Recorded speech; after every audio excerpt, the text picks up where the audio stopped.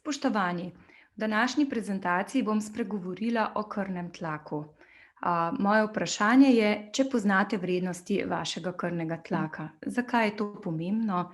Zato, ker je krvni tlak eden od dejavnikov tveganja za srčno-žilna obolenja, ki so najpogostejši razlog morbiditete in mortalitete v zahodnih skupnostih. Kaj sploh krvni tlak je? Je sila krvi, ki pritiska na žilno steno odvodnice, pravi na arterije.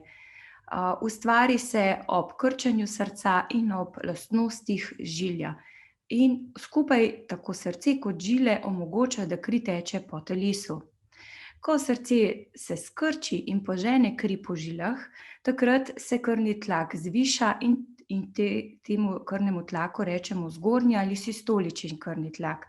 Ko srce popusti in se polni s krvjo, se pravi takrat, ko ne črpa, krvni tlak nekoliko pade in ga imenujemo spodnji ali diastolični. Merska enota za krvni tlak je milimeter živosrebrovega stolpca. Ne vem, če veste, ampak osebe s hemofilijo imajo dvakrat večjo verjetnost za zvišan krvni tlak, ki mu drugače rečemo tudi hipertenzija. Bolniki s hemofilijo tudi po analizah potrebujejo za zdravljenje hipertenzije več zdravil v primerjavi s splošno populacijo, pri čemer ni povsem jasno, zakaj temu je tako.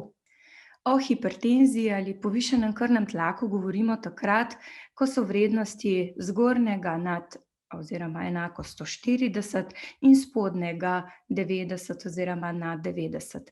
Vendar smo pozorni že pri vrednostih visoko normalnega krvnega tlaka in takrat je že dobro začeti z nefarmakološkimi ukrepi, o katerih bom govorila v nadaljevanju.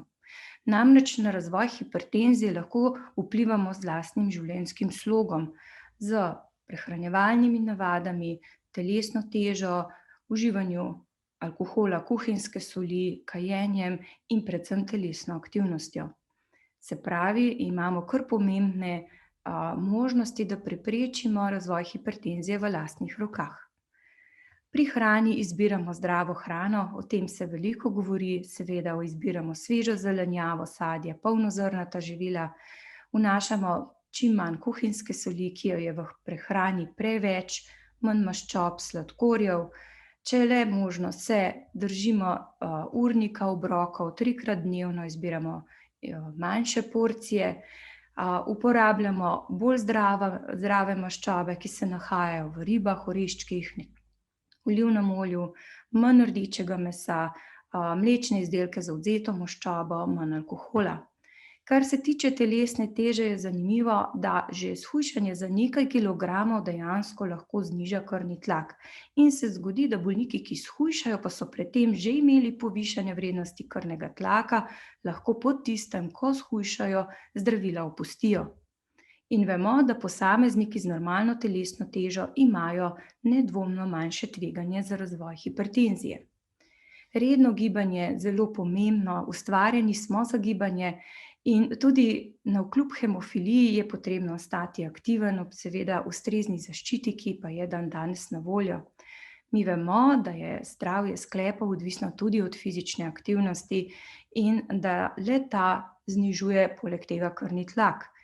Zanimivo pa je to, da že 30 minut zmerne vadbe vsak dan pravzaprav pomaga ohranjati telesno težo pod kontrolo in s tem tudi krvni tlak.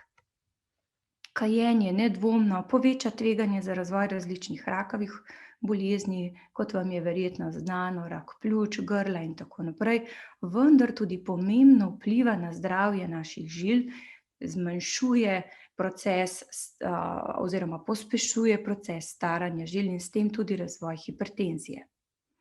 Da vemo, kje imamo krvni tlak, pa si ga moramo pravilno izmeriti, kar pomeni, da vsaj pol ure pred meritvijo ne jemo, ne pijemo kave, alkohola, kadimo, da pred meritvijo počivamo, udobno sproščeno sedimo, manšeto si namestimo na nadlaht, pod njo naj bo zaprt prostora in aparat položimo v višini srca. Vrednosti zapišemo v obliki dnevnika in meritve tudi ponavljamo, po možnosti na isti nadlakti, da lahko primerjamo. Če pa navkljub vsem tem ukrepom pride do razvoja hipertenzije, je pa zopet zelo pomembno, da si navkljub prejemanju terapije krvni tlak merimo, kajti zdravljenje mora biti tudi uspešno. Se pravi, krvni tlak mora biti zadovoljivo urejen. In če je še vedno previsok, je potreben posvet s svojim zdravnikom, da bo le-ta prilagodil antihipertenzivno terapijo. In tisto, kar je zelo pomembno, krvni tlak, dokler niso vrednosti res visoke, ne povzroča simptomov, na dolgi rok pa zelo okvarja žilje. Zato mu tudi pravimo tihi ubijalec in je eden od ključnih dejavnikov tveganja za že uvodoma omenjene srčno-žilne bolezni. Hvala lepa.